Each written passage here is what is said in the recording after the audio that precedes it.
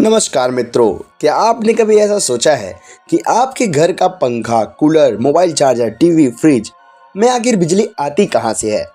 आज मैं आपको लेके चलूँगा भारत के सबसे बड़े बिजली कारखानों में से एक के अंदर, जहाँ रोज हजारों टन कोयला जलता है और उससे पैदा होती है हजारों लाखों लोगों की घरों की रोशनी।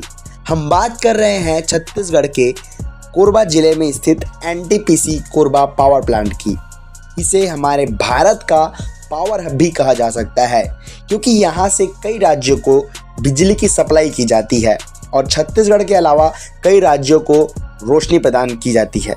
यह एक कोयला आधारित ताप विद्युत केंद्र है, यानी कोयल से बिजली बनती है। आइए हम थोड़ा प्लांट के इतिहास जान लेते हैं।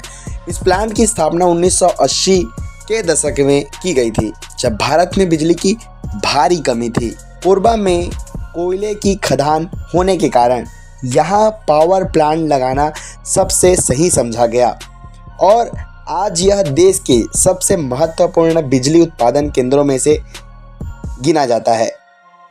रॉ मटेरियल की बात करें, यहाँ बिजली बनाने के लिए मुख्य चीज़ें चाहिए, जिसमें सबसे प्रमुख है कोयला।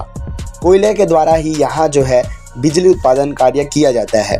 कोयला सीधे खदानों से ट्रेन, ट्रक के माध्यम से प्लांट तक पहुंचाया जाता है। रोज सैकड़ों वैगन कोयला यहाँ उतरता है। इसके साथ पानी भी बहुत ज़रूरी होता है, जिसके लिए आसपास की नदियों में हसदेव नदी को लिया जाता है। वहीं दोस्तों, हम प्रोसेस की बात करें कि बिजली का निर्माण आखिर कैसे होता है, बिजली कैसे बनता है, तो आइए आपको मैं बहुत ही मज़ेदार तरीके से आपको समझाता हूँ। स्टेप 1 की बात करें तो कोयले को सर्वप्रथम दोस्तों बड़े क्रशर में पीस करके पाउडर बनाया जाता है, एकदम बारीक तरीके से। उसके बाद इसको बॉयलर में जलाया जाता है, जिसमें काफ़ी ताप जो है देखने को हमको मिलता है। इसके बाद दोस्तों तीसरा स्टेप में पानी गर्म होकर भाप बनता है और चौथे स्टेप में जा कर के भाप टरबाइन को घुमाती है और पाँचवें स्टेप में यह टरबाइन से जनरेटर घूमता है और छठवें स्टेप में पहुंच करके यहाँ से पैदा होती है बिजली। यानी अगर हम एक क्रम में समझें तो सबसे पहले कोयला से गर्मी पैदा की जाती है, गर्मी से भाप बनता है और भाप से टरबाइन घूमता है और टरबाइन में जनरेटर लगा होता है। जनरेटर के द्वारा जो है बिजली का निर्माण होता है और यह बिजली बड़े ट्रांसफार्मर में जो है एकत्रित किया जाता है, फिर इसको छोटे छोटे शहरों में भेजा जाता है। वहीं दोस्तों मशीन और टेक्नोलॉजी को हम समझें तो यहाँ विशाल बॉयलर, टरबाइन और जनरेटर लगे होते हैं, जिनकी ऊंचाई कई मंजिलों बिल्डिंग जितनी होती है। सब कुछ कंट्रोल रूम से कंप्यूटर द्वारा नियंत्रित किया जाता है। सुपर कंप्यूटर का यूज़ यहाँ किया जाता है।